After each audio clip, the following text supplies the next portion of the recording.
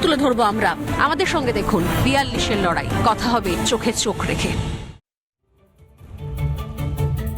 এই মুহূর্তে যে হিন্ট পাওয়া যাচ্ছে তাতে কিন্তু উত্তর কলকাতা বরাবরই লোকসভা নির্বাচনের আগে কার্যত হটস্পট হয়ে উঠছে। তার কারণ গতকাল থেকে কিন্তু দফায় দফায় তৃণমূল এবং বিজেপির সংঘর্ষে কিন্তু এই উত্তর কলকাতার একটা বিস্তীর্ণ অংশ জুড়ে কিন্তু একটা উত্তেজনা দেখা যায় এবং সেই ঘিরে কিন্তু যদি দেখা যায় ফুলবাগান থানায় ইতিমধ্যেই অভিযোগ দায়ের করা হয়েছে। আহত যে বিজেপি কর্মী তাকে কিন্তু বাইপাসের ধারের একটি বেসরকারি হাসপাতালে ভর্তি করে চিকিৎসা করা হচ্ছে।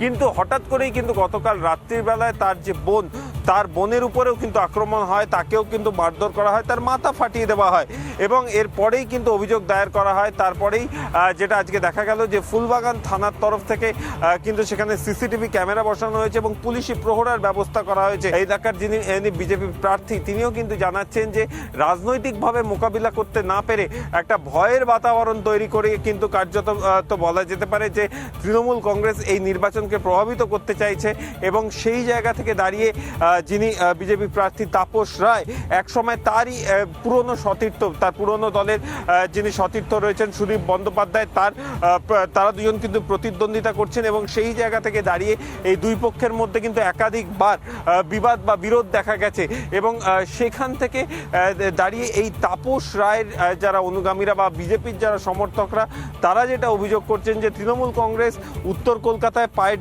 তলার যে মাটি সেই মাটি হারিয়েছে এবং তার জন্যই তারা বারবার আক্রমণের পথ বেছে দিচ্ছে।